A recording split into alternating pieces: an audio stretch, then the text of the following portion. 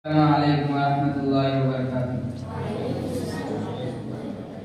अल्हम्दुलिल्लाहि वहदहू वस्सलातु वस्सलाम अला मन ला नबिय्य बअदा अम्मा बाद फअऊज़ु बिल्लाहि मिनश शैतानिर रजीम बिस्मिल्लाहिर रहमानिर रहीम ववस्सैनल इंसाना बिवालिदैहि इहसाना हमलतहु उम्मुहु कुरहन व वदअतहु कुरहा। और हमने इंसान को अपने वालिदैन के साथ भलाई का हुक्म किया, इसकी माँ ने ज़माने हमल में तकलीफ व मुशक्क़त के साथ हमल का बोझ उठाया और विलादत के वक्त में जागने की तकलीफ के साथ जनाए। मोहतरम सामाईन और दीनी भाइयों और दोस्तों, कुरान मुक़द्दस में अल्लाह रब्बुल इज़्ज़त ने कई जगह अपनी इबादत और अपने हक के साथ वालिदैन का हक का भी जिक्र फरमाया, और जहाँ मालिक अर्ज़ व समा खालिक़ कायनात ने अपनी इबादत की ताकीद फरमाई है, वहाँ वालिदैन के साथ हुस्न सुलूक और रवादारी की भी ताकीद फरमाई है। कहीं फरमाया ववस्सैनल इंसाना बिवालिदैहि इहसाना, हमने इंसान को वालिदैन के साथ हुस्न सुलूक की ताकीद की है। कहीं फरमाया ववस्सैनल इंसाना बिवालिदैहि हुस्ना, हमने इंसान को अपने माँ बाप के साथ हमदर्दी की ताकीद की है। अलगर्ज़ वालिदैन का औलाद के ऊपर अल्लाह के बाद है, इसीलिए अल्लाह तबारक व तआला मौजूद हकीकी है और आलम असबाब में वालिदैन औलाद के वजूद का सबब ज़ाहिरी है। इसीलिए अल्लाह ताला ने जगह जगह माँ बाप के हुकूक की अहमियत की ताकीद फरमाई है कि हमेशा वालिदैन के साथ अच्छा सलूक करते रहो, इनकी ताज़ीम व मोहब्बत और खिदमत गुजारी को अपनी शहादत समझो।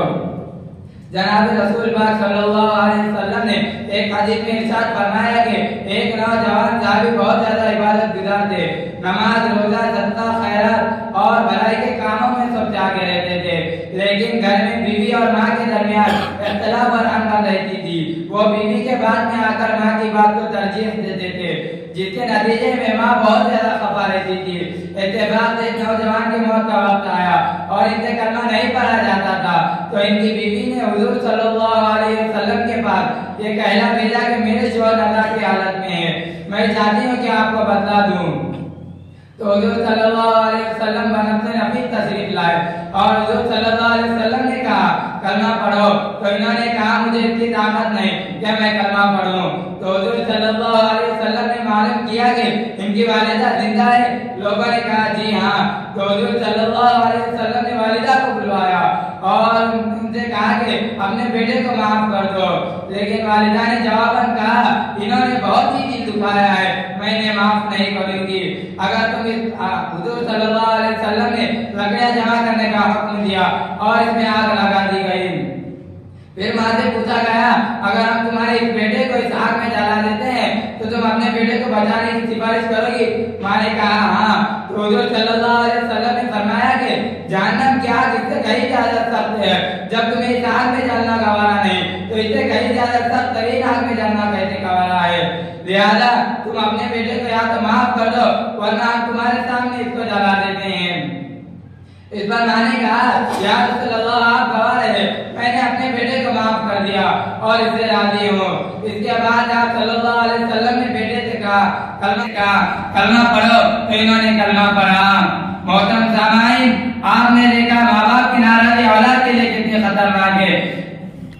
औलाद अपनी जगह पर कितनी इबादत गुजार और नेक सालिह क्यों ना हो, माँ बाप की नाराजगी से कलमा तक नसीब नहीं होता, लेकिन आज का नौजवान जब इसको जवानी आती है तो इसने वालिदैन को क्या दिला दिया, यही ना कि इनकी बेइज्जती की और इनको घर से अलग कर दिया, इन पर जीवन तंग कर दिया, इनका दिल दिखाने के लिए बीवी की जुबान दराज़ी को तहफ़्फ़ुज़ दिया। दुकान और दफ्तर से आकर खुद वालिदैन पर जुल्म सितम के पहाड़ तोड़े। अरे वालिदैन को अपने गंजों का बोझ समझने वालों और खूबसूरत कोठी के लिए उनको हक समझने वालों, जरा इस हदीस पर गौर करेंगे जिन्होंने वालिदैन की नाफरमानी की, दुनियाई में अल्लाह ने उनको कैसी सजा दी। इसीलिए आज़म करोगे इंशाअल्लाह वालिदैन की खिदमत हर हाल में करनी है। अल्लाह ताला आपको और मुझे वालिदैन की इताअत की तौफीक अता फरमाए। आमीन व मा अलैना इल्लल बलाग।